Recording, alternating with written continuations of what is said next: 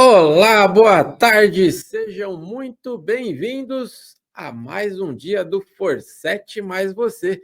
O segundo dia, né? Conforme prometido, hoje, dia 18, teremos mais uma edição aí, mais conteúdo para você. Se você eventualmente não acompanhou o primeiro dia, depois disponibilizaremos o link, está aqui no nosso canal também, para que você assista, pois o conteúdo foi riquíssimo. E neste segundo dia, se prepare aí, já vai atrás do café, chama o pessoal da empresa, pois tenho certeza que vocês serão contemplados aí, contempladas com conteúdo riquíssimo para você, fornecedor e, claro, para você, gestor, que acompanha aqui também o canal da Forset. Então, eu quero agradecer, né, mais uma vez. Meu nome é Ricardo Dantas, consultor e palestrante aqui da Forset. Ficamos muito felizes em tê-los aqui mais uma vez. A primeira edição foi um sucesso, né? O primeiro dia foi um grande sucesso e neste segundo dia contamos aí com a participação de vocês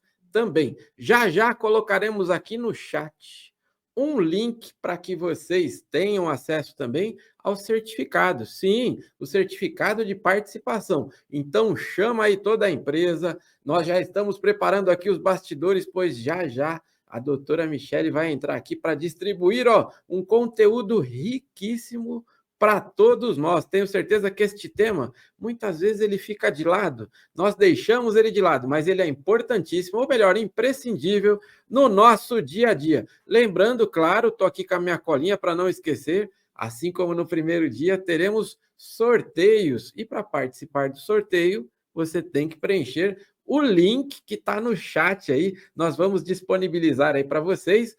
No mesmo link que nós pegaremos lá os dados para que você participe do sorteio e para a emissão do seu certificado também. Então, não se esqueçam, né? Esse encontro importantíssimo, nós precisamos contar muito com a participação de vocês. Então, desde já, se possível, já vão colocando aí no chat de onde vocês estão assistindo. Na outra edição, tinha gente lá da região norte, tinha da região sul também. Vão colocando aí de onde nós estamos aí, de onde vem a nossa audiência. Será sempre um prazer ter vocês aqui. Beleza? Então, para dar início aqui ao nosso evento, vamos colocar um vídeo institucional aqui da Forset.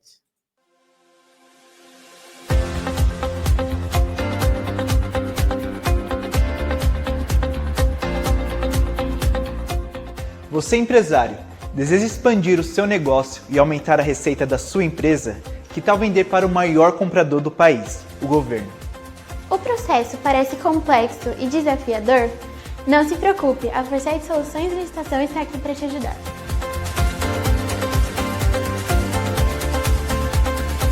O nosso propósito é ser o parceiro tecnológico que simplifica os processos de licitações para que as empresas foquem nas suas estratégias e nos seus resultados.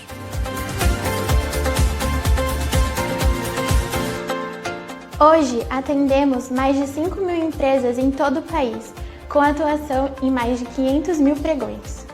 Possuímos um espaço de 750 metros quadrados, totalmente dedicado ao mercado licitatório, com salas para as disputas de pregão eletrônico e tudo voltado ao nosso cliente.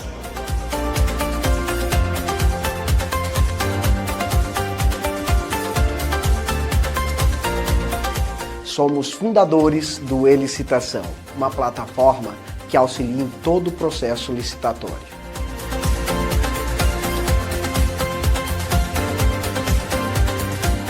Independente da sua necessidade em licitação, nós temos a solução. Junte-se à Forset e garanta o sucesso do seu negócio.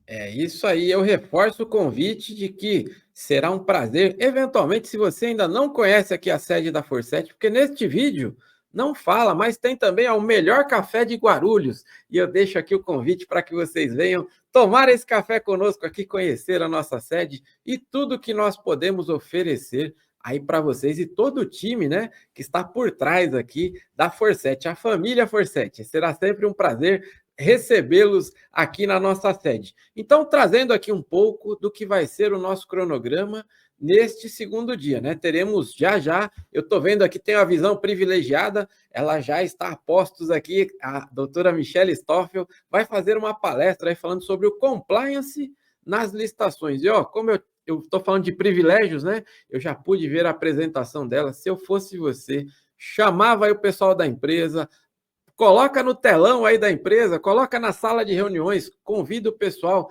para assistir esse conteúdo que é riquíssimo. Se eu fosse você, não perderia. Para aí o seu time, não percam, gente, aproveitem isso aí, esse momento, para que vocês possam aí tirar dúvidas também, né? Então teremos essa palestra da doutora Michele Stoffel, falando aí sobre o compliance nas contratações. Na sequência, eu vou falar aí com vocês sobre dispensa eletrônica. A minha participação ela vai ser bem breve, porém, talvez para fazer um alerta para você, principalmente você, fornecedor, né? Às vezes está muito focado aí no pregão, somente pregão eletrônico, ali participando, talvez numa zona de conforto. Eu quero tirar você dessa zona de conforto e faturar cada vez mais. E claro, não esquecendo, só reforçando, de repente você chegou agora, no final teremos o sorteio, né, dos nossos brindes. E para participar desse sorteio, você tem que preencher o link que está ali no chat, para que é o mesmo link onde será emitido o seu certificado. Então, dá uma olhadinha lá e, claro, se possível, vão colocando aí de onde vocês estão assistindo este nosso encontro. Beleza? Então, antes de chamar a doutora Michele, que tal rodar, aproveitando aqui que vocês estão acompanhando o nosso encontro, vou pedir para colocar mais um comercial aqui da Forset. Você está cansado de perder tempo buscando licitações em diversos sites e ainda assim perder oportunidades valiosas? Conheça o nosso Elicita Boletim, a plataforma que reúne em um só lugar mais de 6.000 editais para licitações diariamente. Lá você encontra as melhores oportunidades de forma automatizada e eficiente. Garanta agora o seu teste grátis e descubra como o Elicita Boletim pode transformar a sua operação em licitações. É isso aí, o nosso querido Ed. Então, sem mais delongas, eu tenho certeza que o que vocês querem acompanhar é este conteúdo riquíssimo. Se você eventualmente está assistindo aí no futuro, não deixe de colocar aí a sua mensagem também, que na medida do possível nós iremos responder aí para vocês. Mas se você está aqui, está online, chama o time aí, pois tenho certeza esse conteúdo é riquíssimo. Com ela, que é advogada e sócia fundadora do escritório Stoffel, cofundadora da Escola de Gestão Pública entre o Público e o Privado, possui MBA em Compliance e Gestão de Riscos e pós-graduação em Direito Público. É palestrante e cofundadora do curso Noções Práticas de Direito para Servidores Públicos e gravem aí, tem mais de 23 anos de carreira, sendo 13 deles na administração pública. Este não está aqui na minha ficha, mas eu faço questão de falar. A primeira pessoa com quem eu tive o contato com a palavra compliance. O mundo não era nem em HD ainda, isso faz muito tempo, numa visita no escritório dela, e foi a primeira pessoa que eu ouvi falando sobre compliance, e ela falou, olha, isso vai chegar nas contratações públicas. Estamos aqui no futuro, e o que ela mencionou está acontecendo. Seja muito bem-vinda aqui ao nosso encontro, a professora Michele Stoffel. Olá, Dantas, boa tarde, tudo bem? Prazer estar aqui enorme com vocês mais uma vez para falar desse assunto, né? Faz tempo, lembra quando a gente gravou o primeiro boletim? Faz muito tempo, e agora o bicho pegou, né? Campinas era pequena ainda quando você falava isso. Campinas era pequena. Muito prazer em estar aqui, espero contribuir bastante aí e trocar muita ideia aí com vocês. Com certeza. Michele, o espaço é todo seu. Vamos lá. A gente tem a apresentação, quem que vai colocar aí? Acho que é a... Voltando, muito bom, gente, obrigada. Vamos lá. A gente consegue ver e falar com as pessoas que estão aqui? Chat, tem gente por aí? Dá para dar um oi aí no chat, se alguém estiver por aí? Fala um oi para mim. Bom, gente, vamos tratar Sim, hoje. Michele, ele vai aparecer aí no cantinho para você. Qualquer coisa eu vou fazendo uma intervenção aqui, eu vou falando, mas aí vai aparecer ali embaixo aí, Oi, tá vendo? olha lá, Ó, Lauro Rosana, de Freitas, Bahia. Lauro de Freitas, legal, consultoria em licitações, Brasília, de Jacareí, que legal.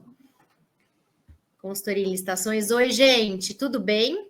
Esse negócio do online é bom, né? Que cada um pode fazer no seu lugar, mas eu gosto de interagir com vocês e saber de vocês. Vocês fiquem super à vontade para irem colocando as perguntas aqui, porque às vezes passa o timing, né? A depender da nossa idade, eu na minha já não posso esperar passar muito timing nenhum, porque se eu espero, vai embora. A dúvida vai embora. Então, fiquem à vontade para ir colocando aí. E vamos começar. Eu pensei bastante quando o Ricardo me propôs, né? Vim aqui falar desse tema. Eu pensei bastante em como eu ia começar essa apresentação para que fosse chamasse atenção e fosse interessante para vocês. E decidi começar da seguinte forma, né? Compliance, gente, não é uma obrigação só que está lá na nova lei de licitações que a gente vai falar aqui. É uma estratégia para licitante. É uma estratégia. Boa tarde, Marcelo, tudo bem? É uma estratégia para você melhorar os seus resultados nas licitações públicas e impulsionar os seus negócios com o poder público. Imagino que todos que estejam por aqui, né, ou já são vendedores da administração, né, contratados da administração, ou vocês são interessados em fazer isso. E eu vou dizer que vocês estão no caminho certo, hein? É um bom negócio fazer isso hoje em dia. Vamos lá, vamos passar. Eu consigo passar sozinha, Mari? Não, pode voltar. Vou contar um pouquinho da minha história, o Dantas já contou, mas vou falar a parte que talvez seja mais interessante, né? Eu fui servidora pública na administração pública, em administração pública municipal, no poder público, na administração direta, na prefeitura, né? Foram 11 anos, sendo 6 dele na área de licitações e contratos e depois mais 2 numa área de controle. E depois atuei numa empresa estatal também, como diretora jurídica e depois como diretora de governança corporativa, né? E aí eu pude ter esse olhar do lado de lá, né? Sentado na cadeira do lado de lá, que eu acho que isso é muito interessante para quem está atuando com a administração pública, quem tem qualquer tipo de relação com a administração pública. A primeira coisa a entender, eu costumo dizer, é como funciona o ambiente lá. Porque a gente é empresário. E o empresário foi feito para quê? Para ter lucro, né? Então, a gente tem uma empresa e na primeira aula de administração, eu não sou administradora, sou hoje, né? Mas minha formação é jurídica, mas tive que aprender a administrar, porque hoje eu empreendo com 2 empresas. E a primeira coisa que a gente tem que aprender é, uma empresa foi feita para ter lucro. E quando a gente está na administração pública, é outra coisa, é outro cenário. Então, se eu não entendo o ambiente que existe do lado de lá, como eu vou me relacionar de uma forma assertiva, tomando as decisões da forma mais clara possível e mais efetiva possível, se eu não conheço o meu interlocutor, com quem eu estou falando, né? Então, essa é a primeira premissa, eu acho, básica para a gente poder ter qualquer relacionamento com o poder público. Tanto é que a empresa, né, que eu fundei mais recentemente se chama Entre o Público e o Privado, né? Tendo estado do lado de lá na administração pública e hoje tendo meu escritório do lado de cá no privado, eu vejo que grande parte da dificuldade que as empresas têm no relacionamento com o poder público é por desconhecer o ambiente jurídico em que a administração está inserida. Tá? Então, isso é uma coisa que eu quero já que fique para vocês, que é muito importante. A gente não vai poder falar desse ambiente todo, mas uma parte a gente já vai explicar aqui para vocês, e vocês já vão sair hoje, eu espero, transformados com esse olhar de tipo, eu vou fazer um pedido de aditamento para a administração, eu vou fazer um pedido de pagamento de um atraso, eu vou fazer um pedido de um reequilíbrio, de um contrato, eu preciso saber que palavras eu vou colocar ali e ser assertivo o suficiente para entender como a pessoa que está do lado de lá vai receber isso, tá? Não adianta eu falar, eu da minha empresa, o meu contrato que aconteceu, se eu não entender como ele vai receber essa notícia. Então, eu compreendendo isso, eu serei muito mais assertivo e eu vou mostrar para ele que aquilo que eu estou pedindo é bom para ele, obviamente, para a gente também, né? Mas é assim que a gente vai conseguindo as coisas na administração. Podemos passar. Bom, nossa agenda hoje vai se resumir mais ou menos a isso. Eu vou falar por que integridade é uma estratégia, e aí vocês vão me perguntar, Michele, hora você falou compliance, hora você falou integridade. A gente fala muito no compliance porque veio esse termo lá de fora, com as empresas multinacionais, com o FCPA, que é a legislação americana sobre o tema, né? Os Estados Unidos é uma das nações aí mais avançadas no compliance, a Europa muito menos ainda, a Europa é mais recente no assunto, e o compliance significa estar em conformidade com alguma coisa.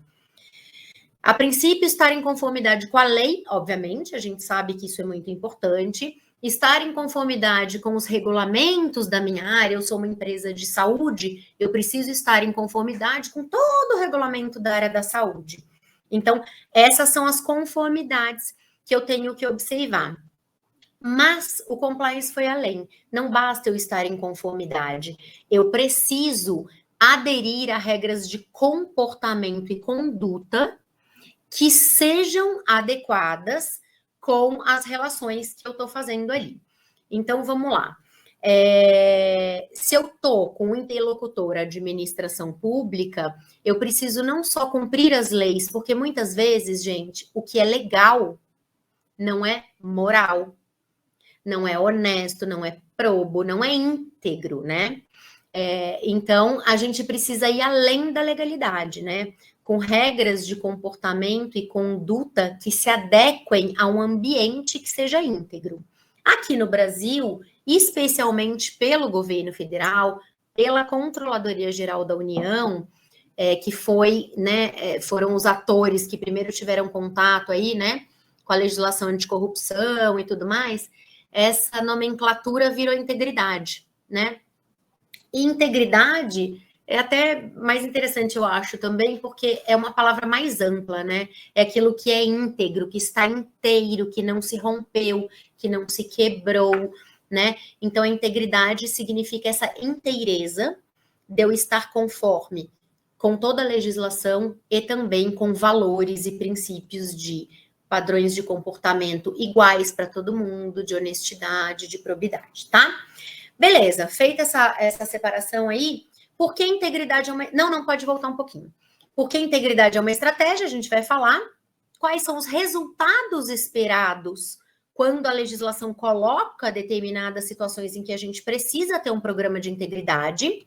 Depois, o que a lei diz exatamente, como a gente pode criar um programa de integridade dentro da nossa empresa, seja ela pequena, média, grande, multinacional, SA, enfim, qualquer tamanho de empresa. Boa tarde, gente. Tem gente entrando aí. Qualquer tamanho de empresa pode sim estabelecer um programa de compliance na medida do seu tamanho ali, a gente vai ver isso, e avaliando que investimentos vai fazer para isso, tá, gente? Porque a gente fala assim, compliance é caro. Compliance é caro. Compliance é caro, eu preciso reduzir custo, eu só penso em lucro, eu sou uma empresa, então é esse meu papel, tá? Eu também sou. E então eu vou deixar isso para trás, eu vou deixar isso para depois. Porque hoje eu tenho outras coisas mais importantes. O que é mais importante na minha empresa hoje? Comercial. Eu preciso vender. Se eu não vender, nada mais existe, nenhuma outra área, nem o compliance, certo? Porém, vocês vão ver aqui, gente, que o compliance, um pouco do compliance que a gente faz é melhor do que nada, tá? Vocês vão ver aqui como a gente fazer o compliance, como a gente fazer com poucos gastos e o que é interessante de fazer para que eu possa usar isso a meu favor depois, tá bom? E vamos ver alguns cases práticos também. Então, essa é a agenda de hoje. Vamos lá, vamos para frente. Peraí. Caio Alencar, supervisor de licitação na empresa OPSPAC. Prazer, Caio, sejam bem-vindos. Espero que vocês aproveitem aí tudo de bom. Vocês estão com café, gente? Eu tô com o meu, vou tomar, senão vai esquentar, esfriar. Bom, Não preciso dizer, porque quem é cliente Forset com certeza já sabe disso. As compras públicas representam 13% do PIB brasileiro, o que é muita coisa. É um volume muito grande de recurso que passa por estas contratações, tá? A gente tem um outro indicador aí que vai na sequência, pode passar, que é: o governo é o maior comprador individual do Brasil. Vocês já sabiam? Todo mundo aqui que é cliente da Forset já sabia disso, porque a Forset divulga bastante isso também. Então, a primeira coisa que eu quero deixar claro para vocês é: vocês que estão aqui hoje nesse treinamento já estão à frente de outras pessoas do mesmo segmento. Por quê? Porque eu estou vendendo para quem compra todos os dias, para quem compra mais do que todo mundo, para quem compra um volume de coisas inacreditáveis e, como o Ricardo gosta de dizer, para quem compra de agulha a foguete, não é isso? Então, se compra-se de agulha a foguete, qualquer coisa que eu faça da minha vida e tenha como produto ou serviço na minha empresa, é possível ser vendido para o poder público, tá bem? Então, vamos lá, já começamos bem, vocês já estão bem, nós estamos aí vendendo para quem mais compra. Os gastos anuais, mais ou menos, né, da administração pública giram em torno de 800 bilhões de reais em produtos e serviços. Hoje, essas informações são muito fáceis de serem encontradas, elas não estão totalmente ainda transparentes, porque tem muito município que não conseguiu fazer o que é necessário, que é colocar tudo isso na mesma plataforma e no mesmo lugar, que é o PNCP. Vocês devem saber, o Portal Nacional de Compras Públicas, né? Que hoje é abrigado ali na plataforma, no site do governo federal. Vamos ver um pouquinho do PNCP, pode passar por gentileza. Essa é a cara dele, né, do Portal Nacional de Compras Públicas. E lá, gente, a gente consegue comprovar isso que eu tô falando para vocês. Então, vamos ver esses números que eu trouxe aqui, ó. No ano de 2024, a gente teve, ó, eu só filtrei pelo ano, tá? Eu só coloquei 2024. Eu não estabeleci que tipos de licitações ou contratações diretas eram, que tipos de entes administrativos, se era União, Estado, município, empresa da administração direta estatal. Eu não estabeleci nada disso. Então, a gente percebe que em 2024, eu não sei nem falar esse número, tá, gente? A gente gastou este número aqui, valor total estimado para o ano. E aí vocês vejam que se a gente for dividir por trimestre, a cada 3 meses, né, foi gasto esse valor aqui, de 412 milhões, porque olha, aqui é mil, milhão, bilhão, trilhão, né, aqui. Então, esses 412,5 por trimestre. E, se eu for pensar, o número de contratações que a gente teve foi mais ou menos 100 mil contratações por mês, tá? Agora, vamos passar para o próximo e olhar um comparativo. Só agora, do mês de fevereiro.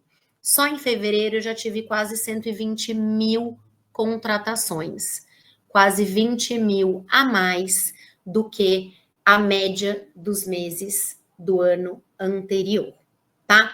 Então, vocês vejam que é um número muito alto, é um volume muito alto.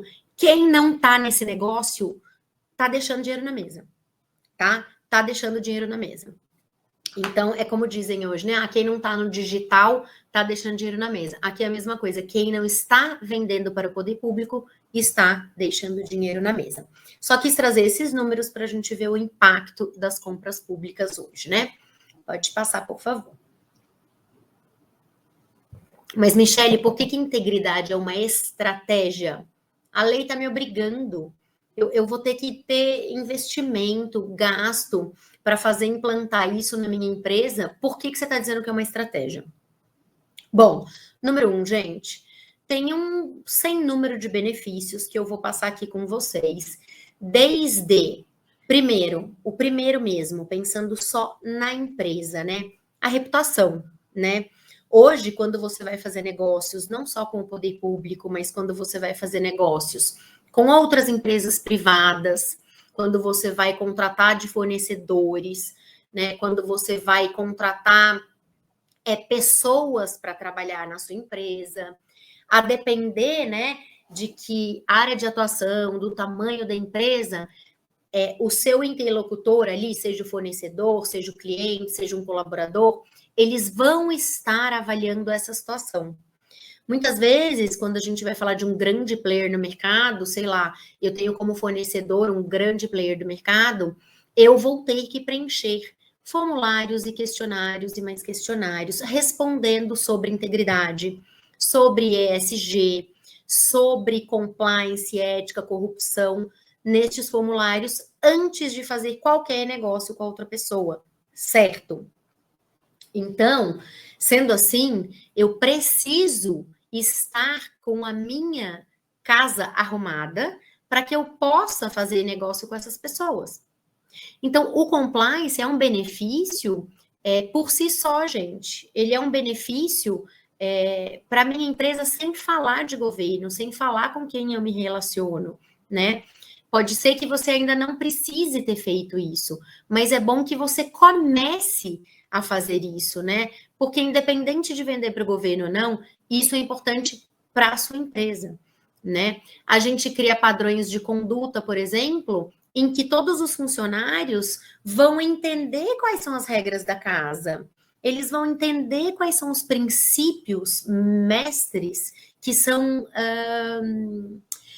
que não são negociáveis para a empresa, né?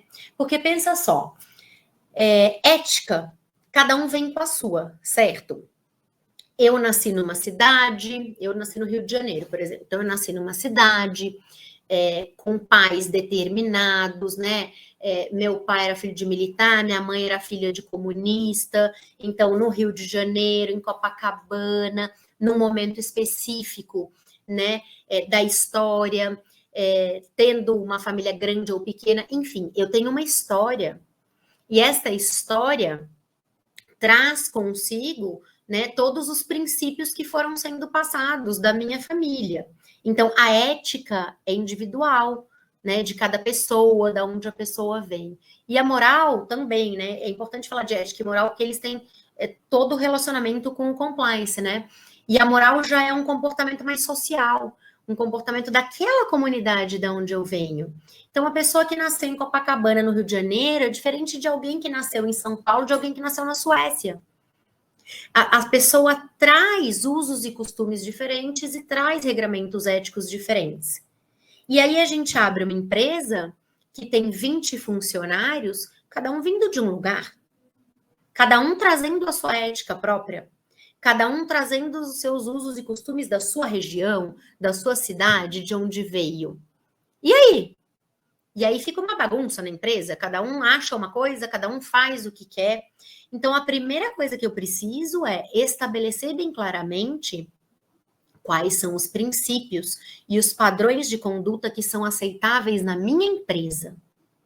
Esse é o primeiro ambiente em que a gente precisa falar de compliance, de ética e de regras, né? A cultura dos princípios da sua empresa tem que estar muito fortes. Olha, a Siri está querendo falar comigo aqui.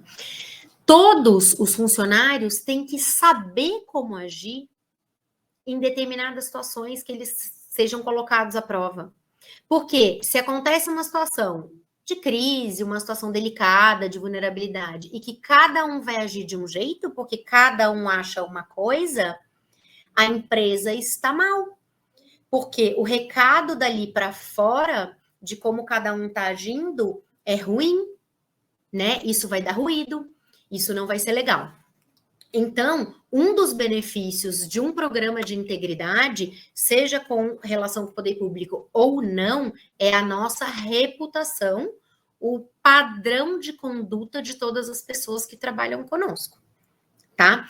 Porque uma empresa é feita de pessoas, mas a empresa tem um CNPJ, e esse CNPJ é uma pessoa, que não é nenhuma daquelas pessoas, nem o sócio. Eu sou sócia do meu escritório. O meu escritório não sou eu. Não é tudo que eu penso. Ele é uma coisa separada, né? Então, é muito importante a gente entender isso. A reputação é um dos benefícios. Vou dar um exemplo de risco. Por que ter um programa de integridade, independentemente de vender para o governo, é importante para um gestor, para um coordenador, para um gerente, para alguém que tenha um poder decisório numa empresa?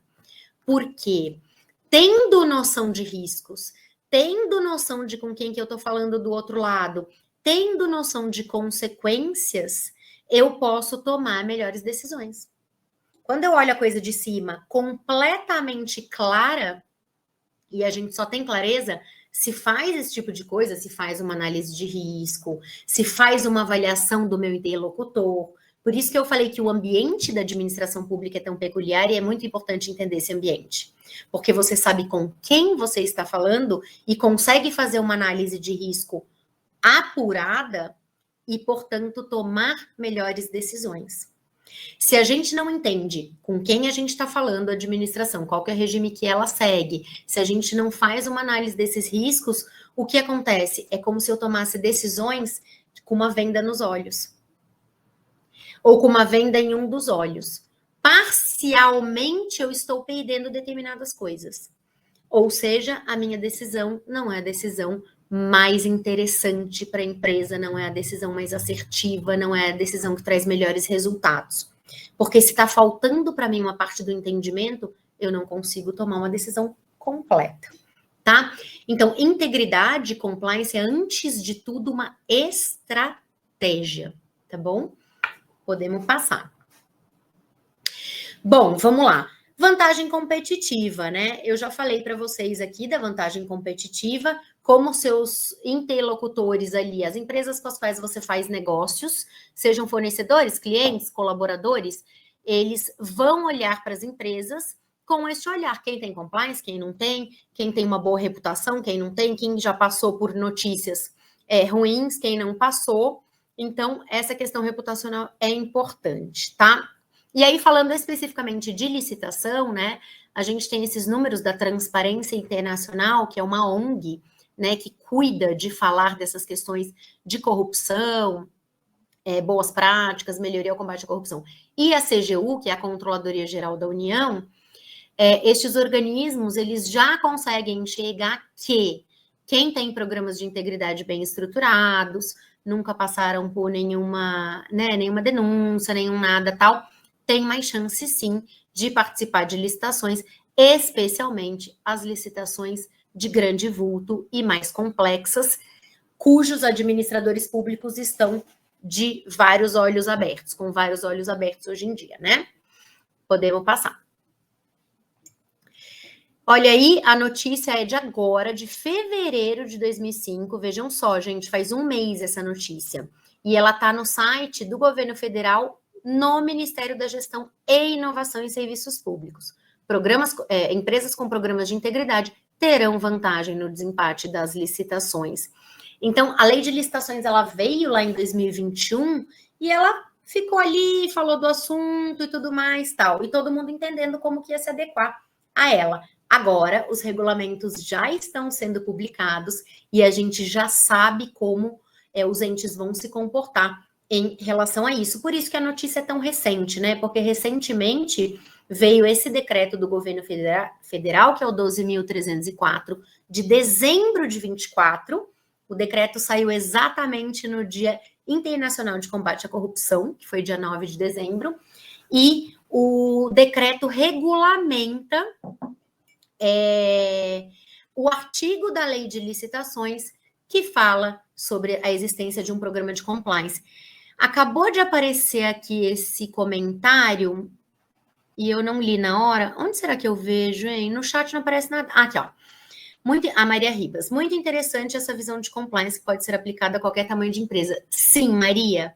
Você vai sair daqui sabendo, se você é uma empresa de 1, 2, 3 pessoas, 5 pessoas, uma microempresa ou pequena empresa, que hoje são as empresas que mais concorrem, né, e mais participam e ganham licitações, né? Não importa o seu tamanho, gente. É um mito isso de que só empresa multinacional tem programa de compliance. Eu nunca vou precisar disso, tal. Eu vou te ensinar como começar hoje sem gastar nada, tá? Basta ter conhecimento, a gente ir atrás, ter uma pessoa que fique, obviamente, separada e responsável por fazer por ter, né, essa missão aí. Mas qualquer tamanho de empresa, e se você participa de licitação, não tem opção, você vai ter que estar nessa também, tá, Maria? Qualquer coisa, mandem aqui a pergunta. Vamos lá, próximo slide.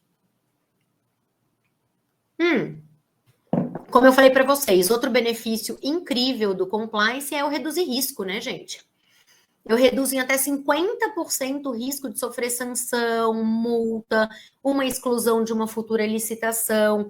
E aqui eu estou falando só das licitações, mas se eu entendo, se eu tenho regras de integridade na minha empresa, vou criando uma cultura madura de compliance dentro da minha empresa, eu começo a reduzir vários riscos.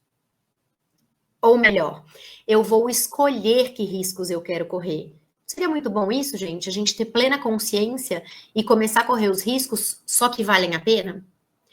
Porque risco é assim, né? Risco tem 4 opções para eu fazer com risco. A hora que eu identifiquei que eu tenho risco, então vamos lá. A gente identifica que contratar com o governo é um risco. Qual que é um dos riscos que a gente tem? Um dos riscos que a gente tem é de não receber em dia, na verdade. O governo atrasa às vezes. A gente sabe que a gente vai receber, mas às vezes ele atrasa. Então, quando eu for fazer um mapeamento de risco em relação a contratações públicas, esse pode ser um dos riscos. Não receber em dia. Beleza. Eu não vou receber em dia, eu já sei, eu tenho risco de não receber em dia, eu vou fazer um cálculo. Ah, esse risco é 1, 2 ou 3, eu estabeleço lá uma matriz de risco, estabeleço que esse risco é um risco alto, um risco 3. O que eu posso fazer com o risco?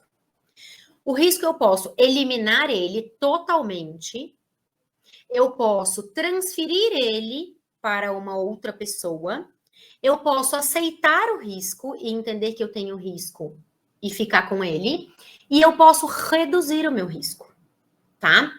Vamos pensar que eu quero eliminar o risco. Eu não quero correr o risco de não receber recursos quando eu vender alguma coisa. Eu vendi, eu quero receber em 30 dias no máximo. Então, se você quer eliminar esse risco, você para de vender para o governo. Essa é uma opção. Ah, Michele, eu não quero parar de vender para o governo, eu não quero eliminar esse risco totalmente. A minha área comercial, a minha gestão entende que é um risco que eu posso assumir em parte. Como que eu posso diminuir esse risco, Michele? A gente pode diminuir esse risco compreendendo que tipos de contratações ou não eu posso entrar. Ah, eu posso entrar talvez numa ata de rede de preço, né? Que o meu preço vai ficar lá congelado por mais tempo, mas ao mesmo tempo eu tenho um tempo de contratar, vai ser tudo picado, eu já não estou lá comprometida com o todo, tal, não sei o quê. Posso avaliar isso. Pode ser que isso seja uma estratégia para mim de diminuição do meu risco. Ou eu posso pensar, não, vamos avaliar bem. Quais investimentos eu preciso fazer antes de vender para o governo? Ah, isso. Tem como eu reduzir custo aqui, reduzir custo ali, porque eu já sei que eu vou demorar para receber e tal. Eu tenho que ter um caixa, um fluxo de caixa. Então, é muito importante eu saber disso. E se eu não sei disso, gente, e quantas pessoas a gente recebe no escritório desavisadas? Vocês não são, obviamente, vocês já estão à frente de outros licitantes, porque vocês já têm uma plataforma como a da Forset, vocês já têm aí uma ajuda e uma consultoria, né, como a da Forset. Então, que fornece treinamentos, boletins, podcasts, vocês têm informação. Mas está cheio de gente desavisada que vai entrar na licitação e chega para mim e fala assim, então ele não me pagou, eu não vou mais entregar.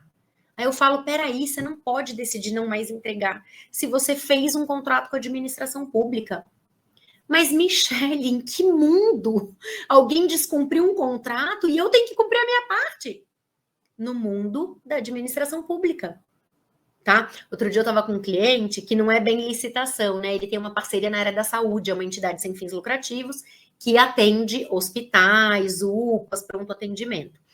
E a administração está muito atrasada no repasse de recurso, né? Para a entidade, ele falou, não, eu preciso parar, porque eu não tenho mais dinheiro, né? Então, eu preciso parar de fazer esse serviço nos próximos 30 dias. Eu falei, então, você não pode. É um serviço da área da saúde, de interesse público, você fez uma parceria, nem é um contrato. faz parte do seu objeto social, né? Fornecer serviço de saúde. Então, assim, é um ambiente diferente. Se eu não tenho noção de onde eu estou pisando, eu estou de venda numa areia movediça, tá? Criem essa imagem na cabeça de vocês. Eu preciso compreender. E aí, avaliando todos os riscos que eu tenho, eu posso ver o que eu vou fazer com esse risco, né? Se eu vou manter... Às vezes a área comercial vai falar assim, não importa que você atrase 2, 3 meses para receber. A gente tem fluxo de caixa, a gente não vai quebrar e eu prefiro vender mais e depois ter esse problema na frente. Eu mantenho o risco. O que não pode, gente, é eu não saber quais são os meus riscos, entende? Então, assim, o compliance e a integridade, um programa serve para isso, para te dar essa luz, tá bom? Vamos seguir, pode passar. Reputação, já falei para vocês, né? Quem tem um bom programa de compliance, robusto ou não robusto, mas quem tem, tá na frente de quem não tem, e por incrível que pareça, muita gente não tem hoje ainda. Então, você já é uma empresa mais confiável pelo mercado, você é vista como uma empresa mais confiável pelo mercado, tá? Então, isso te dá vantagens competitivas e melhora a sua reputação. E aí, gente, uma vantagem aqui de ter uma reputação boa, ilibada, quer dizer, uma reputação que não foi ainda maculada. Quando você tem isso, qualquer coisa que aconteça de responsabilização durante essa contratação com a administração pública, seja alguma penalidade que ela vai te dar, ou seja, algum órgão de controle, Ministério Público, Tribunal de Contas, alguém fiscalizando aquele contrato que você tem com ela, alguém pedindo esclarecimentos sobre aquela contratação, a reputação vai contar muito. Quando a gente faz uma peça de defesa, né, sempre vai ter uma parte jurídica que eu vou combater lá, né, o porquê tá aplicando multa, o porquê você quer me declarar inidôneo, né, porquê você vai me suspender das licitações.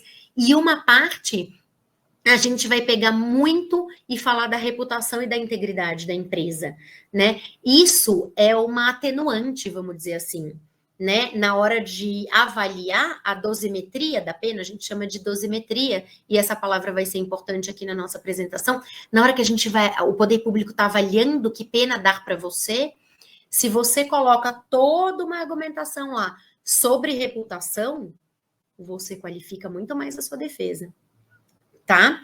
Então, isso tem uma consequência lá no futuro, uma consequência que você nem imaginou que ia passar, uma penalidade ou uma fiscalização de um órgão de controle.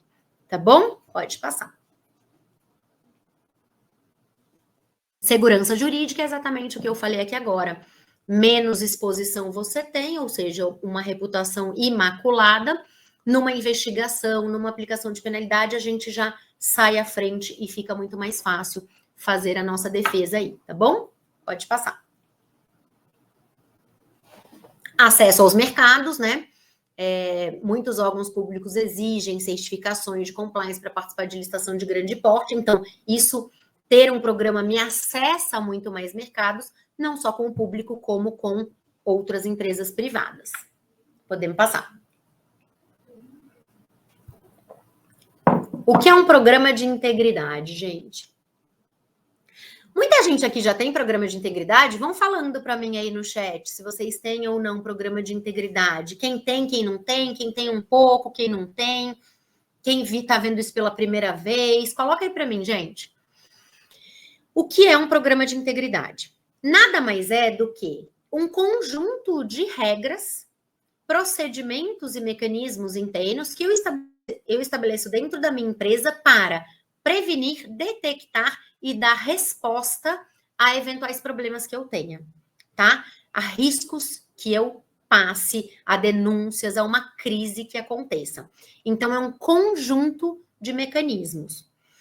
Ainda não estou organizando. Muito bem. E quem está organizando, já gostei. Já gostei porque já está pensando no assunto. Então, pensa, gente, que tem gente que nunca pensou no assunto, né? Então, se vocês estão aqui, vocês já estão à frente de outras pessoas, né? Só de estar aqui, mesmo que não tenham feito nada até agora, só de estar aqui já estão à frente de outras pessoas, porque eu garanto para vocês, tem muita gente que não está nem pensando nesse assunto ainda. Podemos passar. quais são os resultados esperados com a implantação de um programa de integridade, né? Pela lei, pela administração pública. Vamos lá, vamos passar.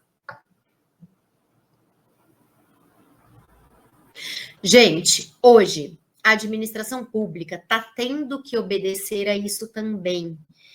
Por quê? Porque os órgãos de controle estão muito em cima. E o que os órgãos de controle buscam? O que eles querem enxergar? Eles querem enxergar que estão sendo evitadas todas as práticas possíveis de corrupção. Eles querem transparência total e absoluta nas contratações, em quem foi contratado, quanto foi contratado, tudo que foi pago. Ou seja, hoje a gente tem os portais da transparência e a gente vê isso. Nosso nome está lá. Você é contratado. Eu mostrei para vocês agora a página do PNCP, do Portal Nacional de Compras Públicas, Contratações Públicas, e lá, se eu pesquisar qualquer um de vocês hoje aqui, eu vou achar todas as licitações que vocês têm com o poder público.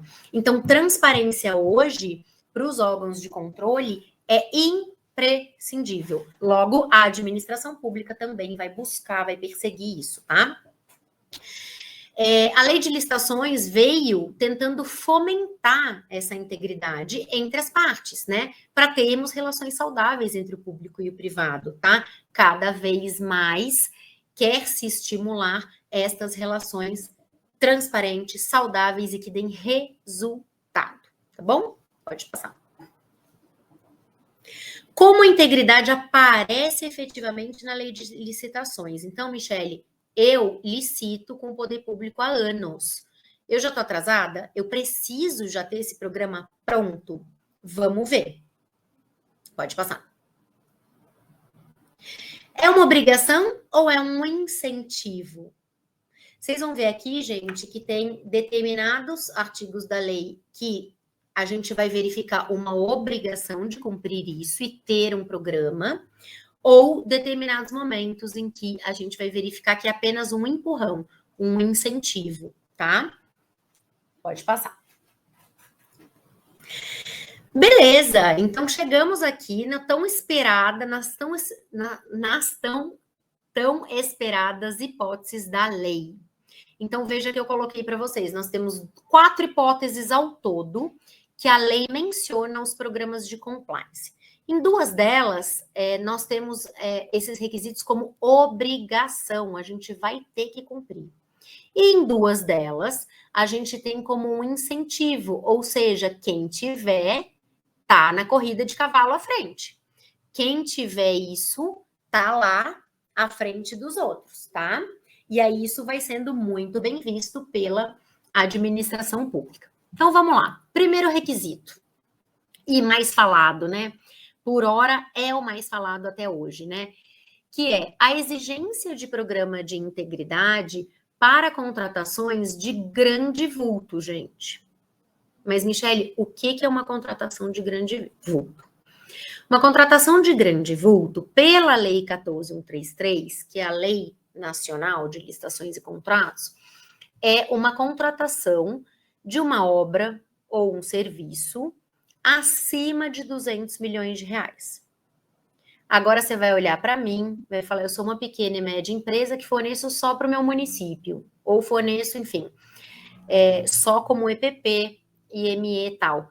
Eu nunca passei perto de uma contratação de 200 milhões de reais. Então, Michele, não preciso, estou fora disso. E aí eu vou ter que dizer que não. Por quê? Quem estabeleceu 200 milhões de reais foi o governo federal. Então, se você é uma empresa que participa de licitações com entes federais, vamos pensar?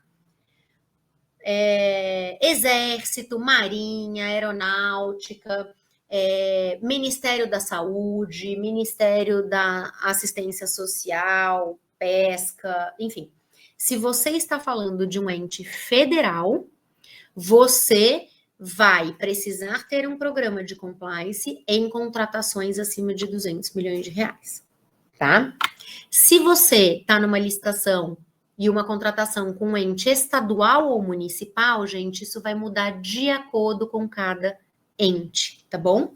Então, por exemplo, nós já temos e já tínhamos algumas legislações que antes mesmo da entrada em vigor dessa nova lei estabeleciam isso como uma segurança, porque já era uma tendência, né? O compliance ele já está sendo falado desde 2013 na lei anticorrupção, né? A lei anticorrupção, ela veio depois daquelas notícias de, enfim, todos os escândalos, né, de Mensalão, Petrobras e tudo mais, Odebrecht. E aí, no apagar das luzes, um belo dia, sob muita pressão, o Congresso sancionou, né, a presidência sancionou, mas o Congresso votou e aprovou a lei anticorrupção, lá em 2013. E a lei anticorrupção já falava de programa de compliance para quem praticava ato de corrupção, tá? Então, a partir daí, muitos municípios e estados passaram a regulamentar as compras grandes e altas e de grande valor. E o que eles fizeram? Olha, no meu município, se a compra é acima de 3 milhões, 5 milhões, 10 milhões, cada um foi regulamentando do seu jeito. Você, contratado, precisa me mostrar que tem um programa de compliance, tá? Para essas compras acima desses valores. E aí foi uma enxurrada de ação de inconstitucionalidade, porque a lei de licitação não previa isso, como que cada ente está prevendo, aí é uma questão jurídica que não convém aqui eu falar para vocês. Enfim, veio a lei 14.133 em 2021 e falou, precisa sim, para compras de grande vulto, a gente precisa exigir do contratado, essa informação é relevante, não é do licitante nunca, tá? Se vocês virem algum edital que exige isso do licitante, pode impugnar, pode representar no Tribunal de Contas, porque não é permitido exigir programa de compliance de licitante, seja a compra de grande vulto ou não grande vulto, tá? Bom, então falamos isso, ó, só pode ser do contratado, não pode ser do licitante. Esse requisito é para compras de grande vulto. O governo federal regulamentou a situação dizendo 6 meses após a assinatura do contrato, ele ainda dá um prazo para o contratado. Caso o contratado assine o contrato, mas não tenha ainda um programa, ele precisa se comprometer a apresentar esse programa de compliance em até 6 meses após a assinatura do contrato. E conforme o regulamento do órgão. Gente, essa informação também é muito importante. Muita gente participa de licitação e se atém às regras nacionais só. Esquece de olhar o decreto do município que está licitando, o decreto do estado que está licitando. Cada ente público, estado, município, Distrito Federal, União, tem as suas próprias regras, porque são autônomos para decidir. A Constituição falou isso. Então, o governo federal faz algumas regras gerais, que é a Lei 14.133. São regras gerais. Depois, cada órgão pode ir estabelecendo como vai ser no seu ambiente a execução daquelas regras, tá? Então, o regulamento sobre como vai ser o seu programa de integridade, para você atender esse artigo da lei, vai ser feito por cada órgão, tá? Então, antes de entrar na licitação, olha aí, mais uma análise de risco, né? Você não vai entrar nunca mais numa licitação sem olhar qual é a legislação que está lá no preâmbulo do edital e qual é o regramento que ele vai ter, caso seja uma licitação, uma contratação de grande vulto, o que ele estabelece como requisito para eu ter no meu programa de compliance. Porque vai que eu não atendo, vai que eu não vou atender nunca, né? Tem uma coisa mirabolante lá e eu nem depois de 6 meses eu vou conseguir atender. Eu preciso entender, eu vou ser penalizado.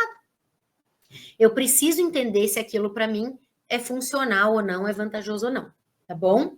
Então, compras de grande vulto, contratações de grande vulto, é um requisito ter um programa de compliance instituído após 6 meses da assinatura do contrato, mas a gente tem que observar a legislação de cada ente licitante.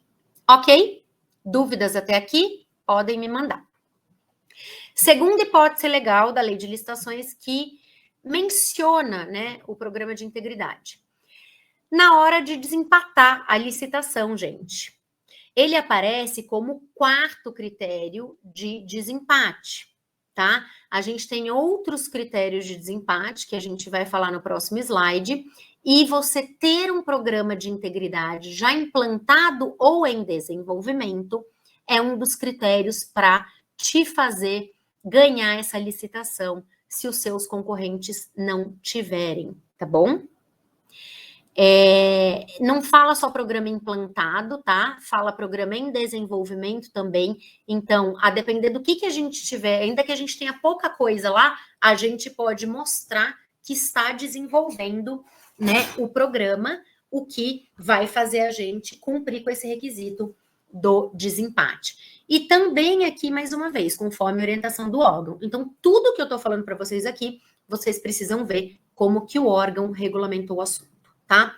Essa hipótese é um incentivo, né? É um incentivo. Se eu não tiver, eu não vou perder a licitação, pode ser que eu perca, né? Na hora do desempate. Mas ele não vai ser um impeditivo para eu participar da licitação, tá? Se eu tiver o melhor preço, ele não vai ser um impeditivo, né? É só realmente se eu empatar, ele está me incentivando a ter um programa de integridade. Terceira hipótese que a lei menciona essa situação. Na hora de fazer a dosimetria da pena. Mas o que é dosimetria, Michele? É a hora em que o gestor público, vendo que você descumpriu a contratação de alguma forma, vai analisar a sua defesa e depois ele vai analisar a pena que ele vai dar para você. Se uma pena de advertência, multa, suspensão de licitar, contratar, enfim. Na hora que ele está fazendo essa análise, ele vai ver se você tem programa de compliance. E se você tiver um programa de compliance, isto vai servir. Olha a reputação dando resultado aqui, gente. Isto vai servir para ele diminuir a sua pena. Tá? Isso vai servir para, ao invés dele aplicar uma multa, ele talvez aplicar uma advertência. Ao invés dele aplicar uma suspensão de licitar e o impedimento de contratar, ele aplicar talvez uma multa. O que não vai te tirar do jogo. O que não vai te impedir de continuar, né, participando de licitações e contratos. Então, gente, isso aqui, a gente nunca pensa, né, que a gente vai ser penalizado. Às vezes você é uma empresa que sempre participou de licitação e é uma empresa que está ali, né, cumprindo tudo, tal. Mas pode ser que um dia aconteça alguma coisa no mercado, que o teu fornecedor não vai entregar e você não consegue entregar para a administração. Pode acontecer, se até hoje não aconteceu, pode acontecer um dia. E aí, ter um programa implantado ou em aperfeiçoamento, em andamento, em desenvolvimento, é um motivo, sim, para você, na sua defesa, mencionar isso e aí poder se beneficiar desta penalidade, né? Da penalidade que não vai ser aplicada, tá bom? Aqui também é uma hipótese de incentivo, né? A lei não está te obrigando a ter o programa, mas ela, se você tiver, já vai te olhar com melhores olhos. Beleza, quarta hipótese é a reabilitação de licitante ou contratado, gente. Não sei se alguém aqui já participou de uma situação dessa ou já viu acontecer com alguém, mas essa situação é aquela situação mais grave de todas, em que você apresentou uma documentação falsa ou você praticou algum ato de corrupção e aí a pena que você vai ter realmente vai ser aquela pena de declaração de inidoneidade. E aí, neste caso, você não tem como se reabilitar da pena sem antes devolver todos os recursos que beneficiaram você, né? Sem antes corrigir, pagar todas as multas que estão estabelecidas, corrigir toda a situação da penalidade e implantar um programa de compliance. Aqui você não vai se reabilitar enquanto você não tiver o programa de compliance, bem como tiver resolvido todas as pendências, né, da irregularidade, você não vai poder voltar a vender para o poder público, tá? Então, aqui, no final das contas, é uma obrigação, tá? Para essa reabilitação, no caso da penalidade mais grave, por documentação falsa ou prática de ato de corrupção, ok? Essas são as 4 hipóteses que a lei traz, mencionando programas de integridade. Vamos passar. O café tá frio já. Vamos lá. Eu tô voltando naquela hipótese do empate, tá? Que é a segunda hipótese, para vocês verem uma outra situação que não fala programa de integridade, mas que está dentro do programa de integridade. E isso, licitante, você pode fazer hoje, amanhã. Você pode jogar no chat GPT, ou você pode pôr uma pessoa dentro da sua empresa para elaborar uma política de equidade entre homens e mulheres no ambiente de trabalho. O governo federal também tem um decreto sobre isso. Eu coloco ele mais para frente, é o 11.000 e alguma coisa. Ele estabelece o que vai ser considerado equidade entre homens e mulheres no ambiente de trabalho. E este é o terceiro critério de desempate. Então, gente, pode ser que a sua primeira atitude dentro de um programa de compliance seja: vou escrever uma política de equidade entre homens e mulheres no ambiente de trabalho. Por quê? Caso você esteja empatado com uma outra pessoa, vocês vão, fazer uma disputa final, né? É como está na lei, para apresentar uma nova proposta. Se ainda assim não deu certo e continuar o empate, 2, vai ser avaliado o desempenho anterior de cada um de vocês em outras contratações, não só naquela administração pública, mas também em outras. Hoje, com portais da transparência, a gente tem isso muito fácil. 3, vamos verificar se há uma ação de equidade dentro da empresa. E 4, verificar se a empresa desenvolve um programa de integridade, tá? Então, se a gente for olhar para o item 3 e 4, os 2 estão inseridos dentro de um programa de compliance, tá? Essa é uma coisa que você já pode fazer a partir de amanhã, para começar a pensar no assunto.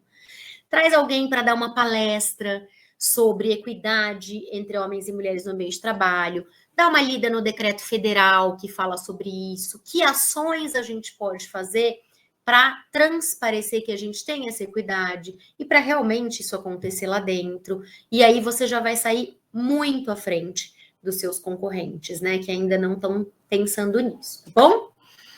Pode passar. Aqui o decreto, ó, o decreto 11.430 de 23, gente, ele também é recente, tá? Esse decreto estabelece 2 coisas. Primeiro, ele estabelece obrigatoriedade de cota de contratação nos contratos públicos de mulheres que sofreram violência doméstica. Então, tem lá todos os critérios, e aí uma parte do decreto fala disso. A outra parte do decreto vem falar dessas ações de equidade que as empresas devem adotar para poderem estar aptas a receberem aí essa benesse no caso de empate com outras empresas. Então, por exemplo, olha, você tem que adotar medidas de inserção de participação e de ascensão profissional igualitária entre homens e mulheres, incluída a proporção de mulheres em cargo de direção, tá? O que é isso? Eu estabelecer que homens e mulheres na minha empresa vão ter as mesmas condições e que a proporção desses cargos de gestão... Peraí que eu vou fechar um pouco a cortina, gente. Tá muito claro. E que a proporção desses cargos de gestão, ela está igualitária, tá bom? Então, essa é uma situação que você já precisa prever na sua política de equidade. 2, ações de promoção de igualdade de oportunidades e tratamento em matéria de emprego e ocupação. Igualdade de remuneração, obviamente, práticas de prevenção e enfrentamento ao assédio moral e sexual, por exemplo, coisas poucas que você pode fazer e ajudar já aí, já vai estar implantando isso. Palestras para funcionários e funcionárias, né, sobre assédio, estabelecer cartazes ao longo da empresa. Por isso que eu falo que o compliance, gente, você faz sem dinheiro nenhum. O simples fato de você estar distribuindo dentro da sua empresa cartazes falando que assédio sexual e moral é intolerável neste ambiente de trabalho, falando que é crime, divulgando a cultura da sua empresa através dessa comunicação, isso já é um início de um programa de compliance, de uma ação de equidade de gênero, entende? Então, isso não requer uma contratação de uma super consultoria especializada em compliance para começar um diagnóstico e aí implantar na sua empresa. Isso basta uma pessoa que tenha vontade, que a alta gestão esteja de acordo e que a coisa aconteça, tá bom? São coisas simples.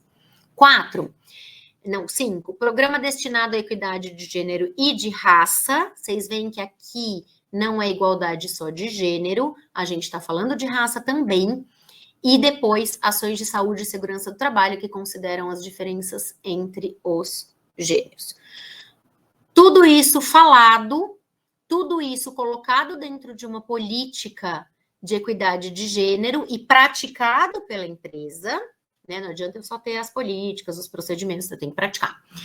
Você já vai sair à frente nas licitações na hora que houver um empate, tá bom? Vamos passar. Beleza, Michele, como eu implanto um programa de compliance? Eu trouxe aqui para vocês os pilares do decreto federal, tá? Que são os pilares desde sempre, né, do programa de compliance, são as boas práticas aqui, de como implantar. E aí eu vou passar por eles e vou mais uma vez mostrar como a gente pode começar com um pouco, tá, gente? Então, comprometimento da alta gestão.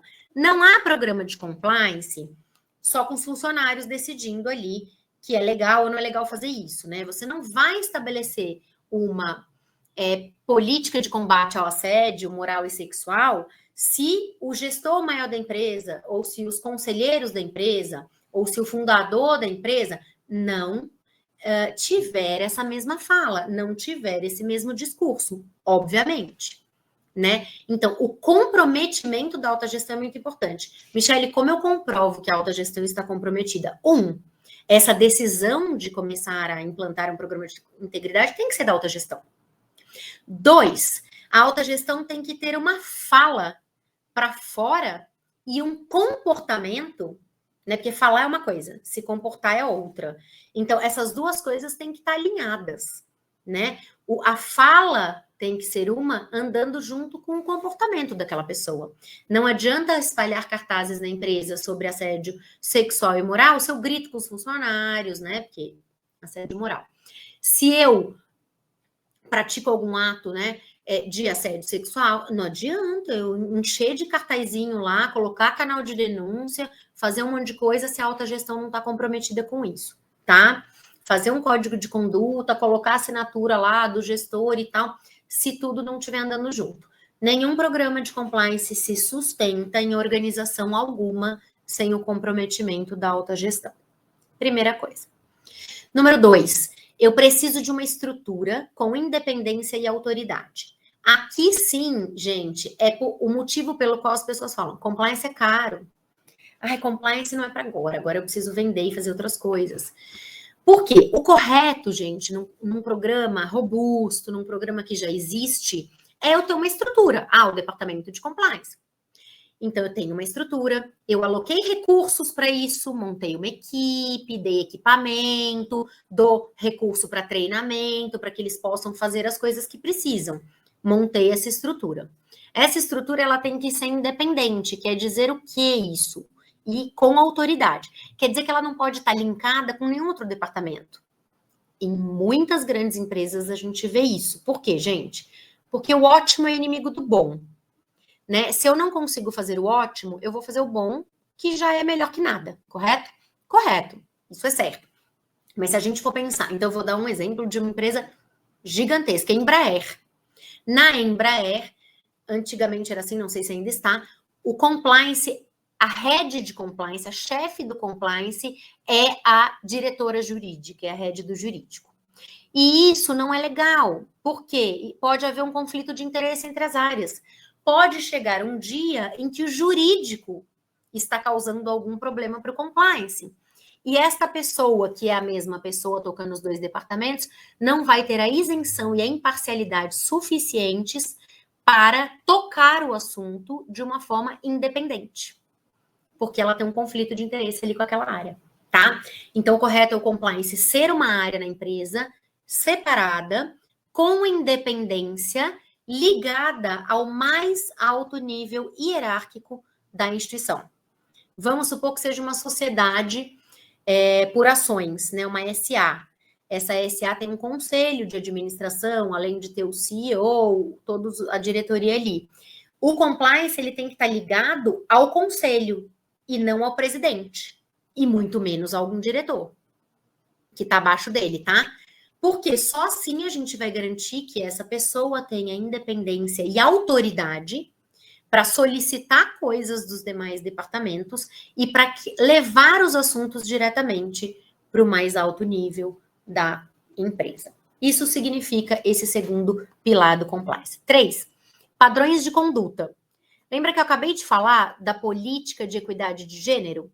Então, política de equidade de gênero é um padrão de conduta que eu escrevi numa política e estabeleci como uma conduta que tem que ser observada por todo mundo, pelo RH, pela gestão, pelos colaboradores, que aqui, homens e mulheres, vão ter as mesmas condições no trabalho, né?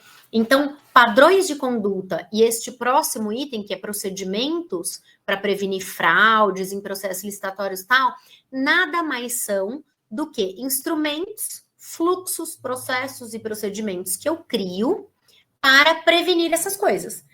Para implantar a equidade de gênero, para prevenir fraude, para prevenir situações não conformes nas licitações, né? Então, vou dar um exemplo. O compliance, para quem participa de licitação, ele tem que focar principalmente no que, em primeiro lugar? Relacionamento com a administração pública, anticorrupção, conflito de interesses, tá? Então, tem algumas coisas que a gente sabe que são muito vulneráveis e delicadas com a administração. Então, eu foco nisso antes. Por quê, gente? O compliance, ele é uma coisa gigante, né? Eu tenho compliance trabalhista, eu tenho compliance anticorrupção, eu tenho compliance tributário, eu tenho compliance financeiro, existem vários, eu tenho compliance de proteção de dados, LGPD, né? Existem várias vertentes do compliance. E eu vou precisar escolher por onde começar, se eu não conseguir fazer tudo. Para quem participa de licitação, você tem que começar pelos mecanismos para evitar fraude, para evitar corrupção, para evitar desconformidade com as contratações, para evitar conflito de interesse com o servidor público, com o gestor público. Por exemplo, eu tenho que ter uma política de brindes e presentes. Eu tenho que dizer, vai poder dar brinde no final do ano? Que tipo de brinde? Até que valor? Pode dar bebida alcoólica? Não pode? Todos os departamentos podem? Eu posso receber? Eu não posso? Tem que mandar para o RH? O que eu faço? Isso é muito importante quando você tem um relacionamento com o poder público. Eu tenho um contrato de 20 anos, uma concessão, né? Quando está acabando, eu vou dar presentes melhores, piores. A gente tem que ter padrões de conduta para isso. E o que é aceitável e não é aceitável para a empresa, tá? Beleza. Feito isso, gestão de risco. Gestão de risco é o que eu falei para vocês. Gente, gestão de risco é muito fácil de fazer. Chega para o departamento que participa de licitação e fala assim, quais são as coisas que acontecem que dão errado aqui? Eu não recebo na data, fico sem fluxo de caixa para entregar. 2, acabo atrasando meu pagamento porque eu não estou recebendo na data. Acabo atrasando minhas entregas porque eu não estou recebendo na data. Isso pode me gerar uma penalidade, porque o poder público está me notificando, dizendo, tá vendo que numa conversinha pequena a gente achou 3 riscos aqui? Atraso de pagamento, ferrando meu fluxo de caixa.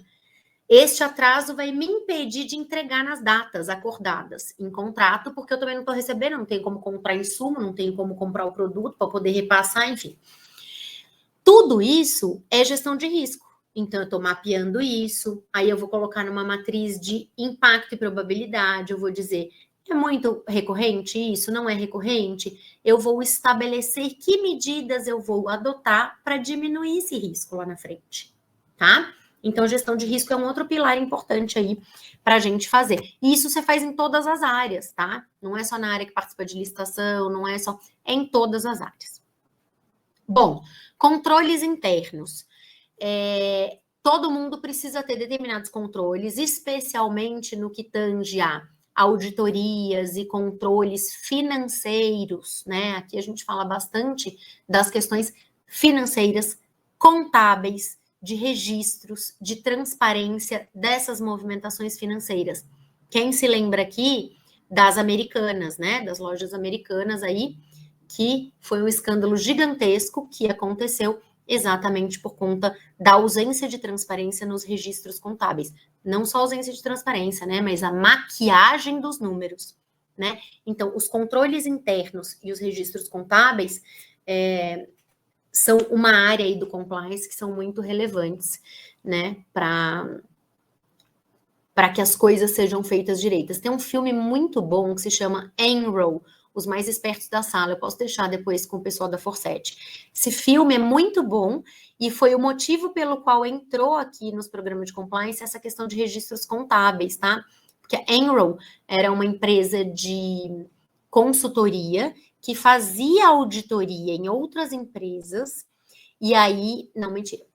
A Enroll tinha Arthur Andersen, que era a empresa de consultoria que fazia a consultoria dela, e aí maquiaram os números para as ações da empresa subirem, e a hora que esse sistema todo foi deflagrado, a empresa faliu, todo mundo foi embora, por causa de maquiagem nos números e ausência de transparência nos registros contábeis, tá? A gente vê isso todo dia, né? Com os americanos foi a mesma coisa e tal, mas o filme é muito bom, vale a pena. Canais de denúncias, gente. Toda empresa tem que ter um canal de denúncia. Canal de denúncia para que as pessoas possam denunciar de forma anônima, por qualquer tipo de e-mail. Por que fala canais e não canal? Porque o ideal, mas veja, o ideal é o ótimo, né? Se eu não conseguir o ideal e eu fizer alguma coisa, já é bom. Então, o ideal é que eu tenha um número de telefone, um 0800, eu tenha uma caixinha física na minha fábrica ou no meu escritório administrativo, porque às vezes a pessoa não quer fazer pelo celular, pelo computador, ela quer colocar um negócio físico lá mesmo, um papel, e aí que só determinadas pessoas tenham acesso àquilo para manter a anonimidade daquela pessoa, a anonimização ali daquela pessoa, né? É muito importante ter canal de denúncia. E o canal de denúncia vai gerar o quê? Uma apuração, né? Então, não adianta nada eu ter um canal de denúncia por meio do qual eu não tenha depois um processo criado para apurar de forma idônea essas denúncias, tá bom? Sem retaliação aos denunciantes de boa fé. Claro, denunciantes de má fé, obviamente, são de má fé. Mas aos denunciantes de boa fé, a gente não pode haver qualquer tipo de retaliação, tá bom? Identificando uma irregularidade numa denúncia, eu vou aplicar uma medida disciplinar, né? Do mesmo jeito que o poder público aplica penalidade na gente quando a gente descumpre um contrato, aqui eu tenho que ter uma política explicando como é o meu processo de apuração e quais são as penalidades que podem ser aplicadas. Uma advertência, no caso de uma falta leve, depois de 3 advertências vai ser aplicada uma suspensão, ou uma multa, ou uma demissão, e assim vai, a gente tem que criar de acordo com o negócio da empresa, né, ali, qual que é o segmento, quantos funcionários, né, eu tenho desde chão de fábrica até não, tudo isso tem que ser avaliado, né, para que a gente possa fazer da melhor forma possível. Bom, esta aqui é uma novidade, gente. Isso não tinha na lei anticorrupção, nem no decreto que falava sobre programa de compliance, o respeito aos direitos humanos, trabalhistas e prevenção ao meio ambiente. O que é isso? É o ESG, né? Então, hoje, os programas de compliance devem buscar atender também as questões sociais das pessoas, as questões de governança e as questões do meio ambiente, tá bom? Isso tudo eu tenho que começar a pensar em políticas internas para minha empresa, para que a gente possa atender a tudo isso. Diligências apropriadas, o que seria isso? Eu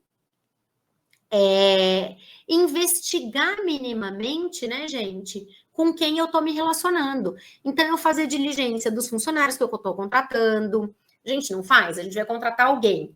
Você dá uma pesquisada no site do Tribunal de Justiça, você vai olhar se tem antecedentes criminais, você vai olhar as redes sociais. Isso nada mais é do que uma diligência, certo? Eu tenho que fazer isso com a administração pública, para esse município que eu estou sabendo que ele atrasa. Então, eu não vou contratar com ele. Vamos passar para o próximo edital? Vamos fazer isso? E eu tenho que fazer isso com fornecedores, com colaboradores, com clientes e com todas aquelas pessoas com as quais eu me relaciono. Assim, eu vou começar a evitar riscos desnecessários. Por fim, aqui o programa de compliance, o que ele tem que ter? Uma comunicação adequada e o treinamento constante das pessoas. Então, dia 9 de dezembro é o dia de combate à corrupção, Dia Internacional. Eu vou estabelecer no calendário da minha empresa que todo dia 9 vai haver uma palestra sobre medidas anticorrupção. dia 28 de janeiro é o dia da Lei Geral de Proteção de Dados Pessoais. Eu vou estabelecer uma palestra sobre proteção de dados, como a gente proteger dados das pessoas dentro da empresa. No meio de junho ali tem o Dia da Água, do Meio Ambiente. Eu promovo ações para fortalecer a cultura da minha empresa em relação ao que eu estabeleci no compliance, tá? Então, ter um plano de comunicação com treinamentos contínuos e provas e testes de entendimento por parte da equipe é uma coisa muito importante. É uma forma que eu consigo demonstrar que o compliance está criado ali, sabe? E que eu tenho uma rastreabilidade. Eu consigo rastrear coisas e enxergar que eu implantei o programa, tá bom? E, por fim, gente, o monitoramento contínuo. Compliance é um organismo vivo. O compliance não é assim. O compliance não é projeto. Projeto tem começo, meio e fim, certo? Programa é uma outra coisa. O programa, eu vou retroalimentar ele e melhorar ele a cada tempo. Então, se hoje eu só consegui fazer uma política de equidade de gênero, no ano seguinte eu vou revisitar o meu programa e vou falar assim, poxa, agora acho que eu posso criar uma segunda política. Eu posso criar uma política de brindes e presentes, relacionamento com o poder público. Então, vamos inserir um treinamento disso? Vamos colocar as pessoas para entenderem disso? Vamos fazer um código de ética? E assim, você vai constantemente aprimorando o seu programa, crescendo a sua maturidade de integridade e melhorando a sua cultura organizacional, tá? O programa é vivo, ele não acaba. Podemos passar.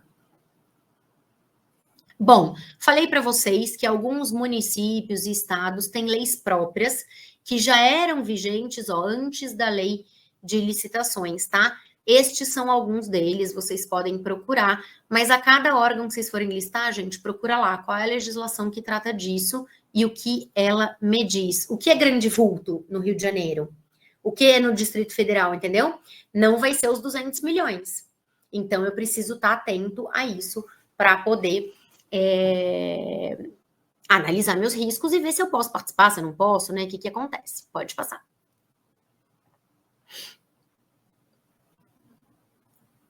Isso. Eu trouxe aqui alguns casos, né, gente, especialmente dessas empresas que foram emblemáticas aí, né, em passar por processos de corrupção. Obrigada, Igor. Obrigada. Olha, já tem gente elogiando. Já vai embora, Igor? Fica mais um pouquinho que eu vou te dar umas dicas só aqui de certificação, hein? Estas empresas passaram por situações muito difíceis, né? Em momentos em que elas eram rainhas das grandes licitações, né? A Siemens, a Odebrecht, enfim, a JBS.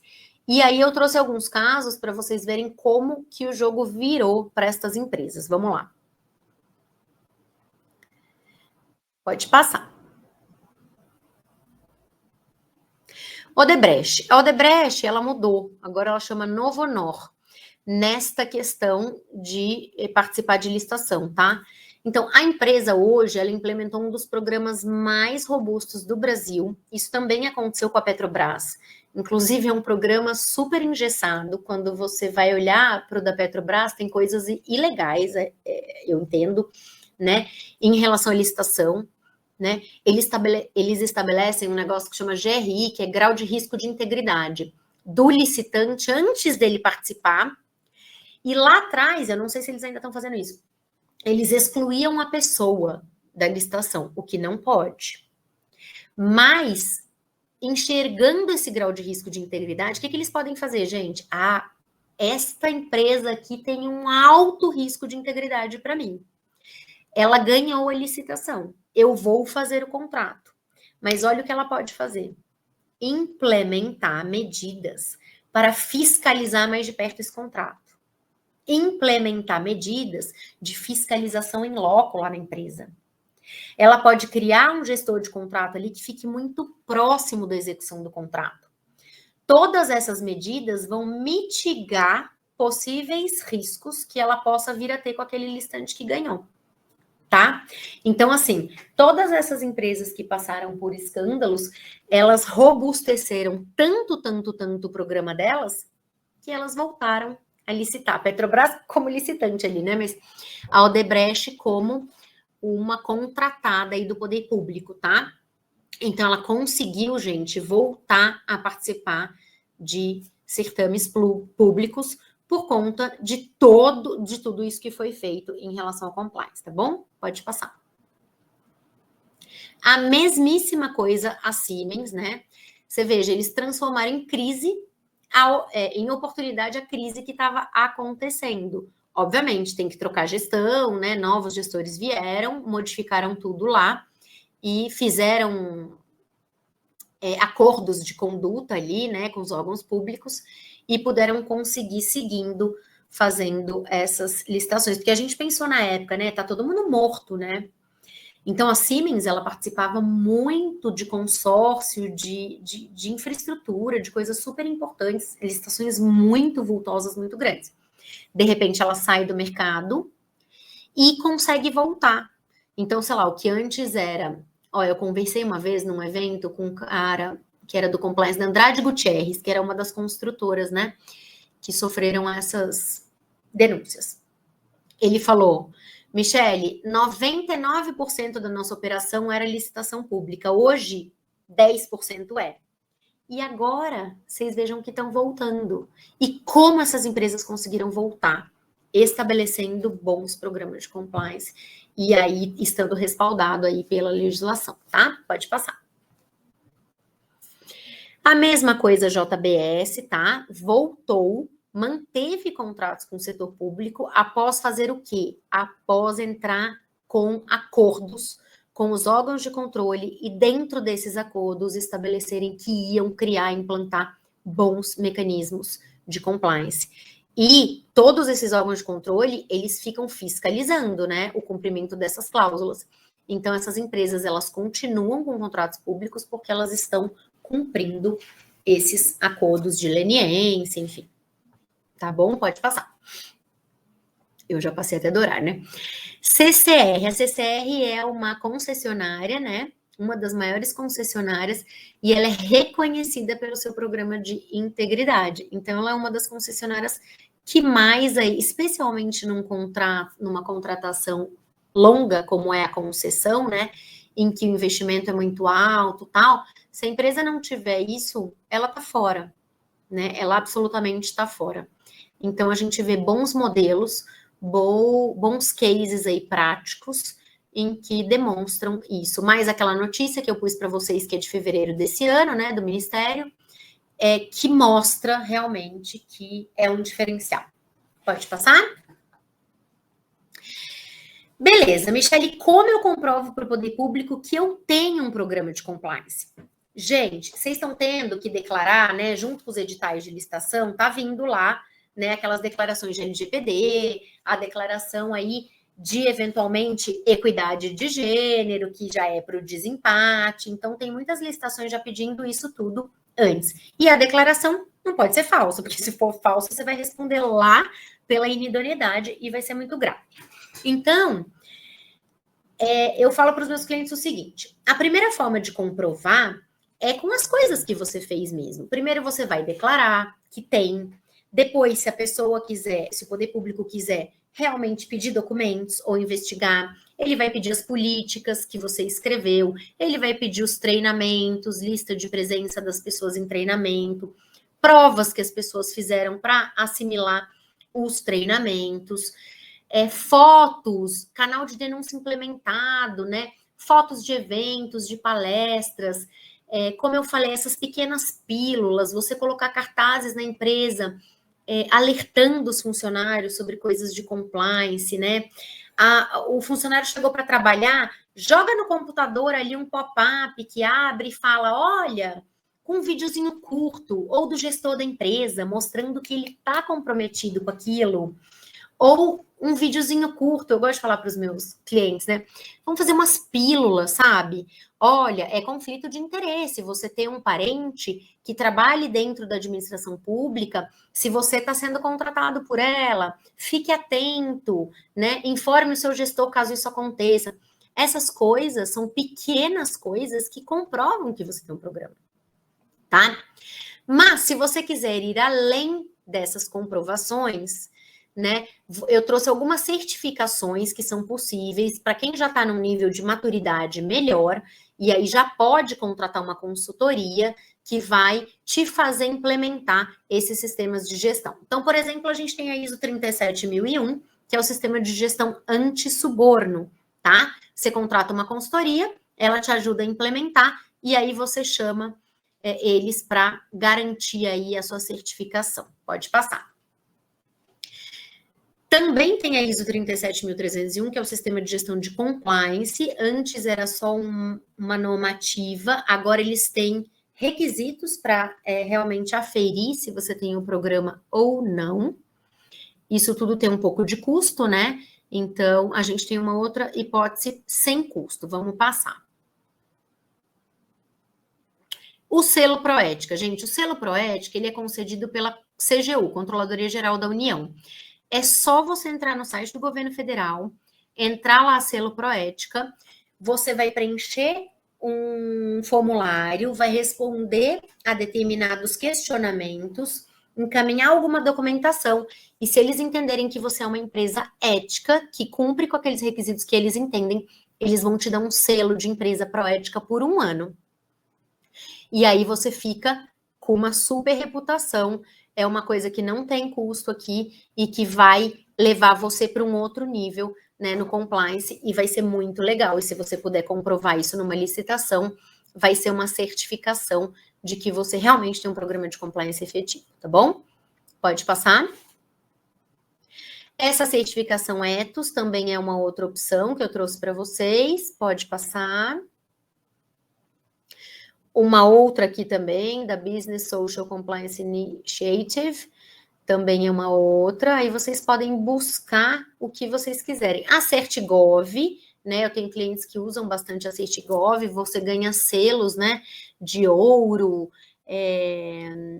prata, bronze, a depender do nível de compliance que você tá, e a cada nível você pode chegar mais longe. Então, eles usam bastante os parâmetros da lei anticorrupção. Muito legal também, tá bom? Pode seguir? Legal, gente. Aqui eu me encaminho para o final. Esperando ter dado para vocês um bom panorama, né? Vamos recapitular. Número 1, do porquê que é importante, né, ter um programa de integridade, não só nas compras públicas, mas também para você como empresa, para elevar o nível de maturidade da sua empresa e para cada vez você conseguir expandir o seu mercado mais e conseguir se relacionar com players importantes do mercado que estão preocupados com isso. 2, obviamente, para as contratações, e aí a gente públicas, e a gente passou por esses assuntos. Mostrei para vocês alguns cases práticos e trouxe algumas certificações que vocês podem usar. E aí, gente, essa frase é do conselheiro geral do chefe do Departamento de Justiça dos Estados Unidos. Como eu falei para vocês, os Estados Unidos têm eles são muito inflexíveis, né? Com essas práticas não compliance. A lei deles, gente, o FCPA, que é a Foreign Corrupt Practices Act, de 1977, é do ano que eu nasci. Então, eles já têm um regramento de compliance há muitos anos, né?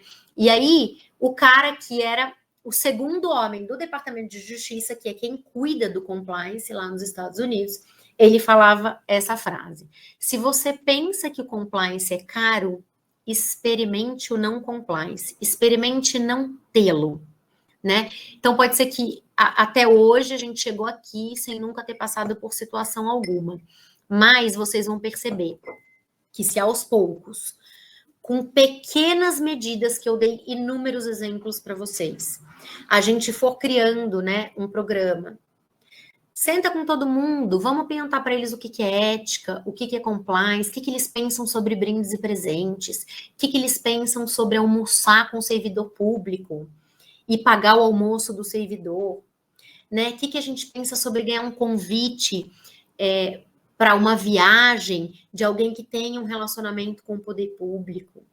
Então, assim, tudo isso debatido, a gente vai construindo, e muitas coisas podem ser construídas sozinhas por vocês não vão precisar de ajuda para algumas coisas, para outras vão, se vocês quiserem mostrar realmente que tem.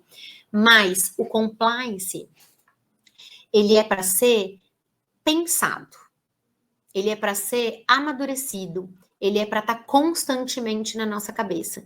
Que hoje seja um pouquinho, e amanhã um pouco mais, e depois de amanhã um pouco mais, e aí as coisas vão ficando tão simples e tão enraizadas dentro da cultura da empresa que só tende a aumentar. A gente nunca vai deixar para trás mais, entendeu? Essas regras de comportamento, conduta, e fora que facilita para o colaborador, né, gente? Se eu sei como me comportar, eu não vou gastar energia e tempo com outras coisas. Se eu sei que eu não posso dar brinde ou presente para um servidor público no final do ano, de mais de R$200, R$300, R$500, sei lá quanto vocês decidirem, isso não está posto, né? Mas se eu decido isso, pronto, chega, eu não tenho mais que pensar no assunto. Ah, isso pode, isso não pode, como que eu vou fazer isso? Entendeu? Então, esse padrão de comportamento, essa unificação dos princípios e regras éticas e de integridade da empresa são muito importantes para além das relações com o poder público. Mas vocês que participam dessas relações aí,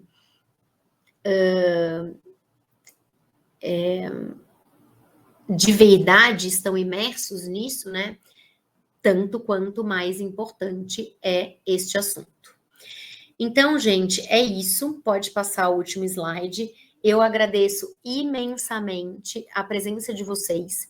Espero que possa ter batido um sininho, alertado aí sobre alguma coisa, que vocês possam melhorar amanhã na empresa de vocês, que amanhã vocês possam sentar e debater o assunto, que amanhã vocês possam alterar uma coisa, né, na cultura da empresa, para que no futuro essa maturidade, né, cultural aí da integridade, do compliance, da ética seja cada vez melhor, mais forte, porque empresas que estão preocupadas com isso são sustentáveis ao longo do tempo, né? As empresas que não estão vão acabar ficando para trás, porque hoje todo mundo que é grande, toda multinacional que tem que obedecer uma regra internacional lá de fora tal, está exigindo isso e a gente não vai escapar, sejamos pequenas ou médias empresas. Muito obrigada pelas dicas, vou aplicar nas empresas que assessoro, o Igor falou, legal, eu deixei meus contatos aí também, e estou super à disposição aqui para tirar dúvidas. Ricardo, desculpa, acho que passei um pouquinho do horário aí, vamos lá.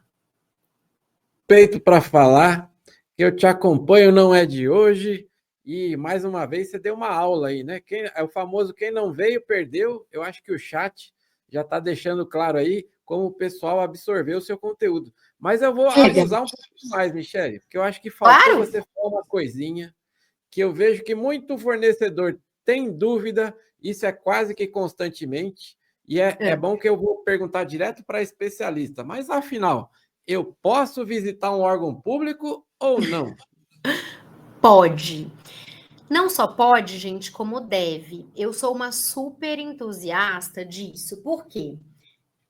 As pessoas são assim, né? Ou elas vão de corpo e alma, se jogam na piscina e fazem, não querem nem saber as consequências, ou elas não fazem. Aí é o apagão das canetas, que a gente fala do lado de lá, né? Nenhum servidor quer receber ninguém e tal. Isso não existe, gente. Por isso que, assim, a minha segunda empresa se chama Entre o Público e Privado. As relações e o diálogo, eles têm que acontecer. Só que eles têm que acontecer de uma forma republicana. Eles têm que acontecer de uma forma com regras, de uma forma correta. Então, por exemplo, eu vou te dar alguns exemplos, Ricardo. Como fazer uma interface com a administração pública corretamente? Você vai agendar, fazer os agendas. Por exemplo, eu trabalhei anos na administração pública, eu tenho muitos contatos, né, no órgão que eu trabalhei. E eu falo para o meu cliente, eu vou agendar, mas eu vou agendar da forma correta.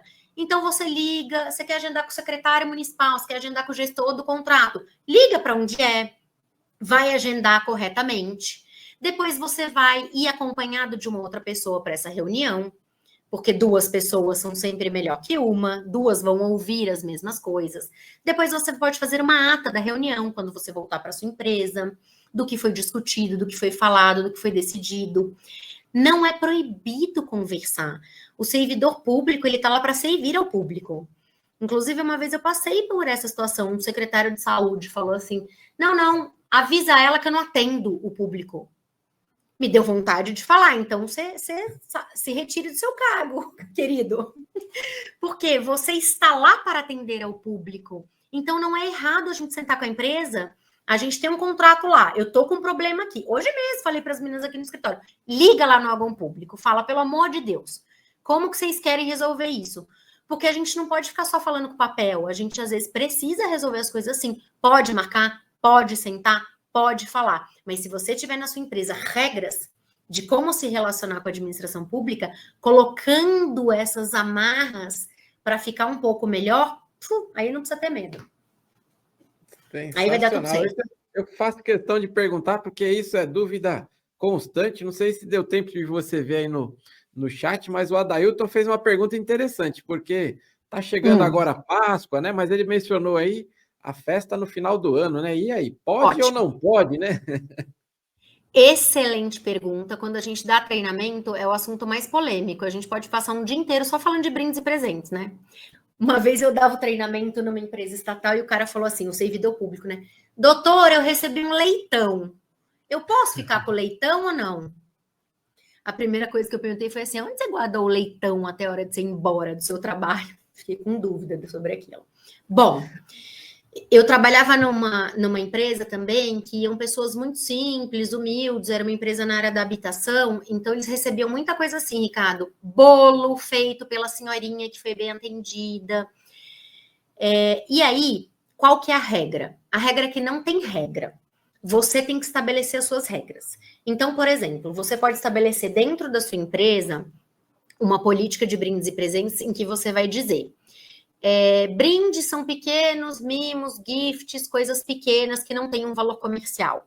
Presentes são coisas até R$200, R$300, R$400, que são a título de divulgação comercial e tudo mais tal. Se você estabeleceu isso, você precisa agora entender qual é a regra do lado de lá, para quem você está dando presente. Então, a sua regra é que você pode dar presente até R$200. A regra daquele ente público, qual é? Tem regra? Não tem regra? Você precisa saber. Senão você vai estar violando a regra deles. E aí, por mais que você esteja cumprindo a sua, você pode incorrer em uma séria responsabilidade por isso. Então, um é fazer regra própria, 2 é entender a regra do outro, e aí sim, você pode manter relações saudáveis. Tem servidor público que fala que não vai aceitar um chiclete. Eu já ouvi isso. Não, eu não aceito nenhum house, nenhuma bala. E tem outros que acham que, eu receber uma garrafa de uísque de não sei quantos anos, tá tudo bem, né?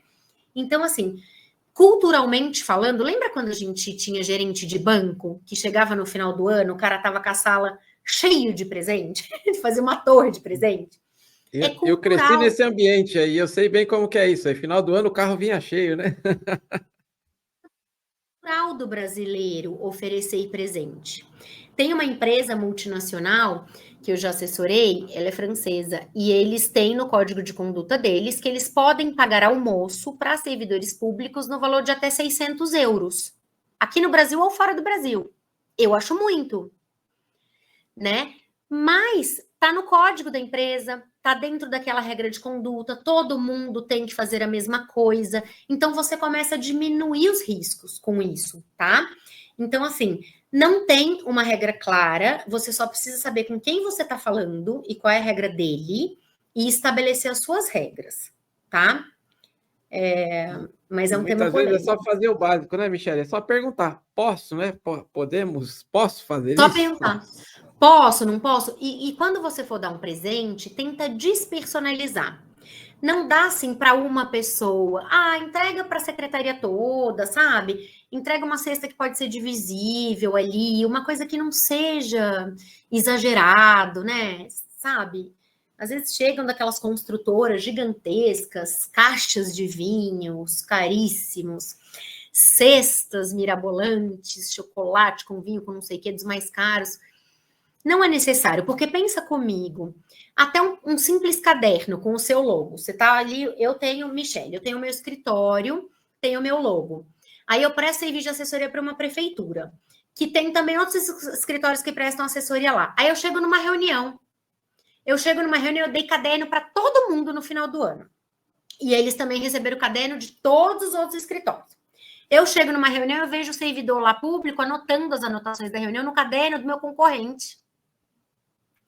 Como vai ficar essa situação? Será que ele vai estar mais propenso, porque ele está tendo uma utilidade com aquele caderninho lá que não vale nada, mas ele está tendo uma utilidade maior com aquilo? Ele vai lembrar do meu concorrente ao tempo todo? Será que ele vai ter um olhar mais benéfico quando for julgar alguma causa dele, praticar algum ato, conceder um alvará, prorrogar um contrato?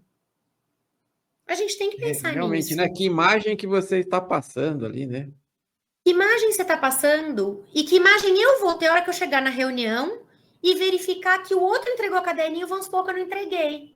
Poxa, peraí, eu não entreguei, eu tenho que entregar, porque ele está preferindo o outro. Assim, o que é institucional é institucional. O cara tem que ter o caderno dele, dado pela prefeitura, que não dá, mas deveria dar, né? Então, assim, a gente quer fazer porque faz parte da nossa cultura, mas a gente tem que tomar cuidado. Se eu tô com uma decisão para sair do poder público de uma prorrogação de um contrato meu, será que eu devo dar um presente nesse meio tempo até sair essa decisão? Não, talvez não. Porque amanhã alguém pode dizer, recebeu o presente aqui, no dia seguinte saiu a decisão, assim, assim. Então, a gente precisa estabelecer claramente essas regras para dar conforto e tranquilidade para os nossos colaboradores também saberem como lidar, os nossos vendedores, os nossos colaboradores, né? Então, o importante é estabelecer as regras. Exatamente. Michele, quero agradecer seu tempo, sua disponibilidade, em nome de toda a família Forset, em nome dos clientes da Forset. Gente, a agenda dela é muito corrida e eu vou deixar mais uma dica para vocês. Aqui embaixo vai aparecer o Instagram da professora. Ela distribui conteúdos diariamente. Não deixe de segui-la lá também. Ela sempre está fazendo lives, não é isso? Eu lembro que... Opa, hoje é dia de live, hein? Aí, ó, tá vendo? Não deixe, pessoal, de acompanhar aí a professora. Ela sempre tem traz outro casos. Instagram, Eu Ricardo. amo os cases que você traz assim com a realidade, né? É isso aí, né, gente? A gente tá aqui na prática e é muita coisa, né? Que a gente vê e precisa, e nem tudo a gente sabe, então a gente vai precisar indo aprimorando, aí por isso que eu falo que o nível de maturidade em compliance vai crescendo. Conforme a gente vai aplicando, a gente vai ficando melhor, enfim. Gente, muito obrigada, viu, Ricardo? Eu te agradeço. É sempre um prazer enorme estar aqui com vocês, com a família Forset, que eu tenho aqui dentro, ó, do meu coração, e os seus clientes, por consequência, também. Espero ter ajudado aí, transformado um pouquinho. Com certeza, o mesmo eu digo, e se você ainda não segue a Forset, se tá vermelhinho aqui embaixo, ó, tem que seguir a Forset, pois tem vídeo, inclusive com a professora, ó, tem vários vídeos aqui no nosso canal, então terminando aqui, ó, procure aí que vocês vão ver, vocês vão se surpreender, tem um quadro muito legal que ela gravou aqui no estúdio, onde eu estou aí contando um pouco da sua trajetória também, tenho certeza que você vai se surpreender. Michele, obrigado. Quero agradecer mais uma vez aí todo o seu tempo. Eu sei o que você fez aí para estar com a gente. Muito obrigado mesmo. Tenho certeza que você nos brindou com um excelente conteúdo aí. Obrigado mesmo, viu? Fico feliz. Obrigada a vocês, viu, gente? Ótima tarde. E muito boas práticas em compliance para vocês. Obrigado, Michele. E até a próxima, né? Até a próxima. Tchau, tchau. É isso aí. Ó, e para você que está acompanhando aqui a nossa live, talvez a doutora Michele talvez vai continuar acompanhando aqui com a gente. Eu já vou apelar já falando que o kit está aqui na minha mão, que vai ser sorteado, porque senão vocês vão embora, né? Não vão embora ainda não, que eu quero falar sobre dispensa eletrônica com vocês. Está aqui na